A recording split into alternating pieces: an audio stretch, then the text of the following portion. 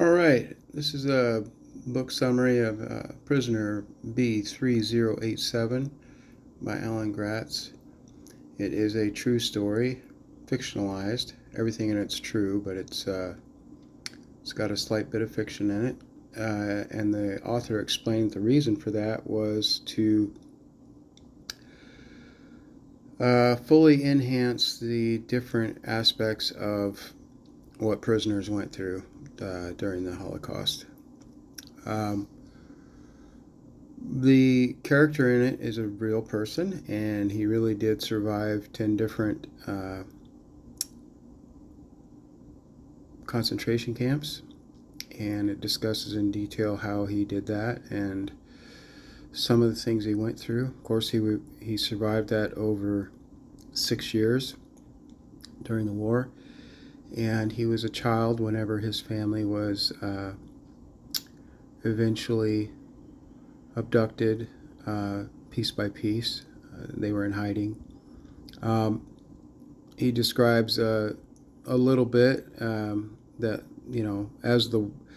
as the war suddenly sprang upon him, how their family was divided on how they thought they should respond to what was happening around them,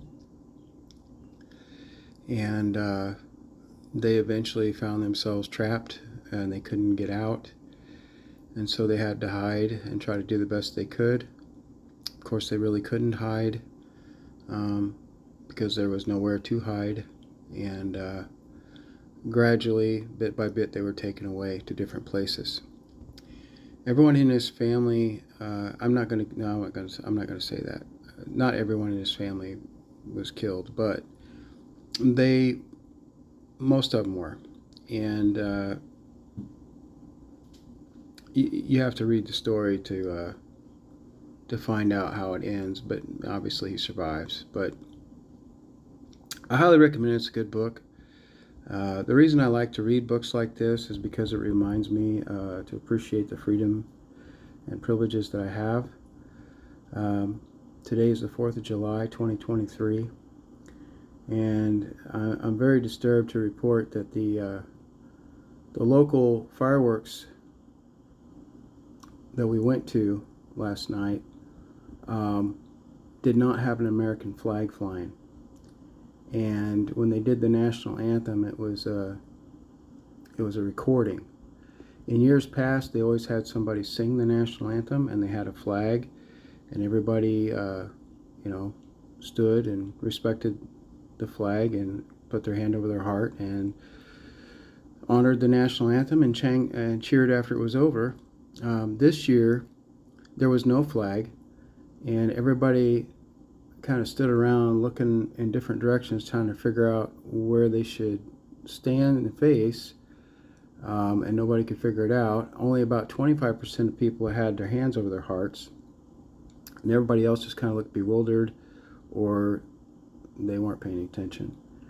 I immediately went and found I talked to the DJ who played the national anthem, and he directed me to a sales booth, a kiosk that was selling stuff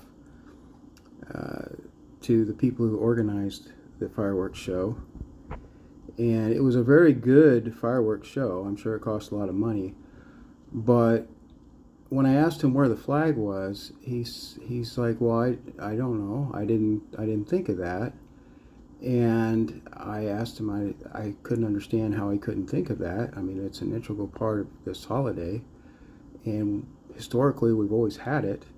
And he said, "Well, this is the first year for me to organize this, and I didn't think of that." And then some smart aleck standing next to him piped up and said, "Oh, there's a camper over there on the other side of the campgrounds. He's got a rebel flag and an American flag, and maybe you can go over there and pay your respects." I ignored him and went back to paying attention to the lead organizer and told him that he really should be ashamed of himself for not having that flag for everybody to salute or, show respect to. And I hope they include it next year because it's not really appropriate not to have a flag.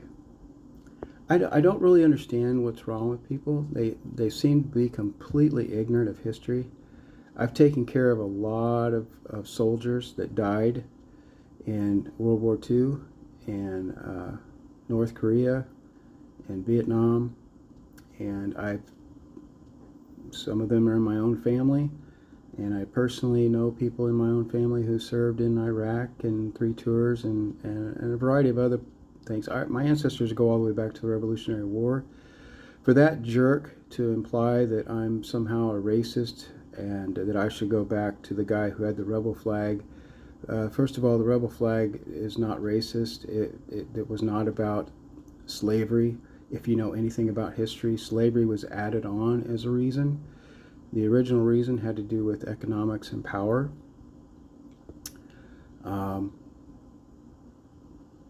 I wish people would spend a little time doing some research and reading some books. So that's part of my mission here. Is I'm reading actual books from people who went through the history, who are part of the history, and know what they're talking about because they lived it. And I have known a lot of these people, some of them personally. Maybe not the authors of the books, but I've known people who did go through these things, including the Holocaust. And yeah, I don't have much patience for these folks who are ignorant and keep bashing our country and what our symbolism is all about, freedom. So yeah, I highly recommend this book and any other books like it. We need to appreciate our freedom. This country is in a very bad state right now, and we're in danger of losing our freedoms. So pray for me, a sinner. God bless. Over and out. Happy 4th.